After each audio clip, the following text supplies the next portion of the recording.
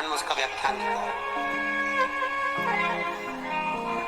People के पत्ते का प्रमाणित, पीपल के वृक्ष दरिद्रता का निवास हुआ है, तो पूर्णता का भाव कहाँ प्रकट करा? तो भागवत कहती है मनुष्य की पूर्णता कहाँ है? तो मनुष्य की पूर्णता है भगवान के भजन में, भगवान की कथा में, भगवत तात्विक सुख के अंतर्गत भगवान की पूर्णता मानी। पूर्णता बड़ी मुश्किल से मनुष्य देह मिलता है और उस मानव देह को पाकर भगवत भजन करना बहुत कठिन है। नहाने और स्नान में अंतर है। बाथरूम में गए, साबुन लगाया, पानी डाला, इसको कहते हैं नहाना। और स्नान का मतलब क्या है? स्नान का मतलब है हमारे कर्म कांडों में, हमारे शास्त्रों में पंडित कहते हैं स्नान करते रहिए। स्नान का मतलब ये नहीं कि पानी डाला, तालाब में कूद गए, स्नान कर लिया। स्नान वो नहीं है। स्नान का मतलब है मनुष्य के शरीर में 3.5 करोड़ रोम छिद्र होते हैं। कितने? 3.5 करोड़ रोम छिद्र। और एक दिन में जब मनुष्य के मुख से 3.5 करोड़ बार भगवान का नाम निकल जाता है, तब जाकर मनुष्य का स्नान हो पाता है। जो बाथरूम में जाकर पानी कूड़ा, वो तो नहाना होगा। स्नान करने से अहंकार घटता है और नहाने से अहंकार बढ़ता है। तुम जितनी बार मुंह धोगी फेस बात से, उतनी बार दर्पण में मुंह देखोगी कितनी जोरदार लगती है। फिर मुंह धोगी, फिर अहंकार बढ़ेगा, फिर मुंह धोगी, फिर अहंकार बढ़ेगा। तो नहाने से अहंकार बढ़ता है और स्नान से अहंकार घटता है। भजन करने से अहंकार घटेगा, अभिमान छीनने तो स्नान करा, अभिमान धीरे धीरे घटता चले जाएगा। क्यों? क्योंकि स्नान करना मतलब सत्संग में जाना। सत्संग में जाना मतलब वहां पर हमारा कोई मान नहीं, हमारा कोई सम्मान नहीं। सत्संग में सब बराबर, सब एक बराबर। सतभामा जी को भी बड़ा गुस्सा आया। सतभामा ने एक बार कन्हैया जी को देखकर और रुक्मणी जी से पूछा, ये कन्हैया को हो क्या गया? जब देखो, जब भाग भाग के द्रौपदी के घर चले जाता है, ये द्रौपदी से रिश्तेदारी क्या है इसकी कृष्ण की? रुक्मणी जी ने कहा द्रौपदी उनकी मुंह बोली थे, तो ये शिकायत की बहन जा सी देर में भगवान को बुला लेती, भगवान भी पूरा द्वार का छोड़ के उसके घर भाग जाता। खातिर मुझे ये द्रौपदी को सही करना पड़ेगा। सतभामा जी बोली और भगवान ने कानों से सुनी। सुनते ही भगवान तुरंत आए और आकर बोले, मैं जा रहा हूँ। इतने में तुरंत रुक्मणी ने पूछा, कहाँ जा रहे हो प्रभु? भगवान बोले, मैं अपनी बहन द्रौपदी के घर जा रहा हूँ। सतभामा जी बोली, अच्छा। इतने में भगवान बोले, तुम चल रही हो क्या? सतभामा जी ने रुक्मणी को कोनी मार के कहा, आज मौका मिला, चल। आज ननद में तो ऐसा ठीक करेंगे जिंदगी भर नहीं बुलाई। सतभामा जी तुरंत कहती है, हाँ प्रभु हम चल रहे हैं। रुक्मणी जी बोली, हम भी चल रहे, दोनों चल रहे। पहुंची, द्रौपदी केश पा रही, बाल नोच रही, कंगे से बाल सवार रही। भगवान ने पूछा, द्रौपदी जी क्या कर रही हो? द्रौपदी बोली, भैया बाल सवार रही हूँ। इतने में भगवान बोले, तू काहे को बाल सवार रही? तेरी 2 भाभी आई है सवारे। सतभामा ने मन में सोचा, अपनी तो पूरी लाइफ क्लियर होती चली, अच्छा ऐसा बाल संवारूंगी, एक को बढ़िया मैं बाल नहीं लेना, इसके अब तो जाना। सतभामा से भगवान ने कहा, सतभामा तुम तेल लगाओ, रुक्मणी तुम चोटी करना। द्रौपदी आओ। सतभामा जी तो तेल लगाने बैठी। तेल लगाते लगाते सतभामा जी ने एक बाल तोड़ दिया। जो तोड़ा, द्रौपदी कुछ नहीं बोली, पर उस बाल को तोड़ती उसमें से आवाज आई, है कृष्ण। सतभामा जी ने फिर दूसरा बाल तोड़ा, फिर उसमें से आवाज आई, है कृष्ण। सतभामा जी ने फिर बाल तोड़ा, उसमें से फिर आवाज आई, हे कृष्ण।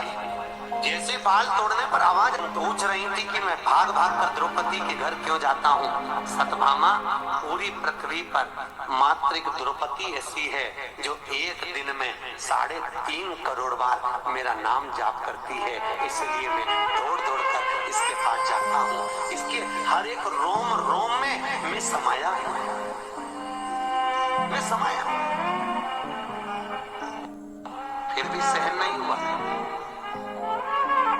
फिर भी सतभामा से सहन नहीं हुआ।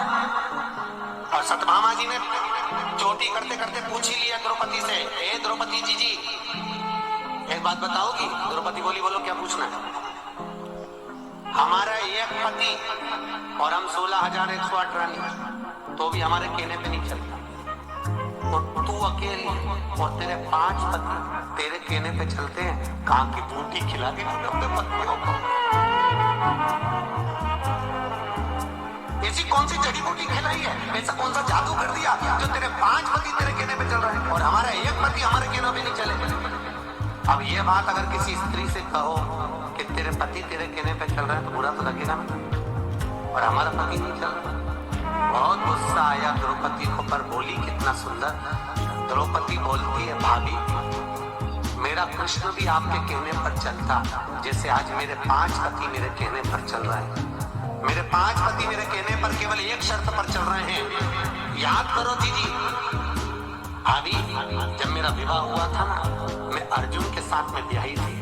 अर्जुन मुझे लेकर आए और मेरी सास रोटी बना रही थी। सास रोटी बनाते बनाते अर्जुन ने कह दिया, माँ आप देखो क्या लाए हैं। और जैसे ही सास ने पलट कर नहीं देखा और कह दिया 5 बांट लो, और मैं 5 पतियों की पत्नी बन गई। अपना सास का कहना मान लिया। मैंने अपने सास का वाक्य का आदर करा और मैं 5 पतियों की पत्नी बनी। पर भाभी मैंने अपनी सास का सम्मान करा, वन में भी रही तो साथ निभाया, जंगल में भी रही तो साथ निभाया, और आपने कौन सा साथ निभाया? भाभी तुम 16,108 रानियां थी और तुम्हारे सास ससुर देवकी और वसुदेव द्वारका में मिलने के लिए आए थे। 16,108 रानियां तुम अपने अपने कमरे में जाकर सो गई और सास ससुर को हॉल में पटक दिया। अगर एक बहू भी अपना कमरा छोड़कर कह देती, मम्मी 2 दिन के लिए आई हो, इसमें ठहर जाओ, पापा इसमें ठहर जाओ, तो सास ससुर का अगर तुम आदर करती, अगर तुम तुम्हारे पति के माता पिता का आदर करती, तो ये पक्का था कि तुम्हारा पति भी तुम्हारे कहने पर चलता। और तुमने अपने पति के माता पिता का आदर नहीं करा, इसलिए तुम्हारे पति भी तुम्हारे कहने पर नहीं चले। द्वारका गए हो तो द्वारका में जाकर देखना, देवकी और वसुदेव का मंदिर द्वारकाधीश के ठीक सामने। सब रानियां अपने अपने भवन में और वो हॉल में।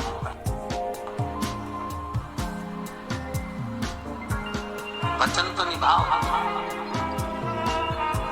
जब लड़का और लड़की की शादी होती है ना, तो 7-5 वचन बोलते हैं। इधर बोलते कि नहीं बोलते मालूम नहीं, जोधपुर बोलते हैं 7-5 ही बोलते कि 14-15 बोलते। अच्छा 7-5। लड़की के 7 और लड़के के 5 वचन। लड़की अपना वचन निभाती है तो वचन में एक वचन दिलवाती है कि तुम मेरे माता पिता का आदर करना, लड़के से दिलवाती है। लड़का कहता है हाँ करूंगा। पर लड़के के 5 वचन में ये वचन नहीं रहता कि तू मेरे माँ बाप का सम्मान कर। क्यों नहीं रहता? लड़की के 7 वचन में लड़की अपने लड़के से वचन दिलवाती है। पंडित बोलता है कि लड़की का एक वचन है कि तुम हमारे माँ बाप का सम्मान करना। लड़के से हुंकारा भरवाया जाता, लड़के से पूछा जाता है कि तुम लड़की के माँ बाप का सम्मान करोगे? हाँ। और लड़के के 5 वचन में ये वचन नहीं रहता कि तुम मेरे माँ बाप का सम्मान करना। किसी ने पूछा, गुरुदेव ये बताओ, लड़की के 7 वचन में एक वचन है कि तुम उसके माँ बाप का सम्मान करो, तो लड़के ने वचन क्यों नहीं दिलवाया लड़की से कि तुम हमारे माँ बाप का सम्मान करना? तो भागवत कहती है इसलिए वचन नहीं दिलवाया क्योंकि लड़का ज्ञानी है, उसको मालूम है जब ये अपने माँ बाप का सम्मान मुझसे करवा रही है तो ये पक्का है कि मेरे माँ बाप का सम्मान भी ये कर लेगी, तो मुझे वचन दिलवाने की जरूरत ही नहीं। मैं क्यों वचन दिलवाऊं? जब ये अपने माँ बाप का सम्मान कर रही है, अपने माता पिता के लिए एक पराये लड़के से हुंकारा भरवा रही है कि तुम मेरे माँ बाप का सम्मान करना, जब इसके मन में अपने माता पिता के प्रति इतना आदर है तो मेरे माँ बाप के प्रति इसके मन में कितना आदर होगा। इसलिए मुझे वचन दिलवाने की जरूरत नहीं। ये लड़की घर की संस्कारित है और मेरे माता पिता का आदर करेगी, ये मुझे लगता है। मैं बात बताऊं, इसलिए लड़का वचन नहीं दिलवाता कि तुम मेरे माँ बाप का सम्मान करो। उसने एक ने दिलवा लिया, वही बोलते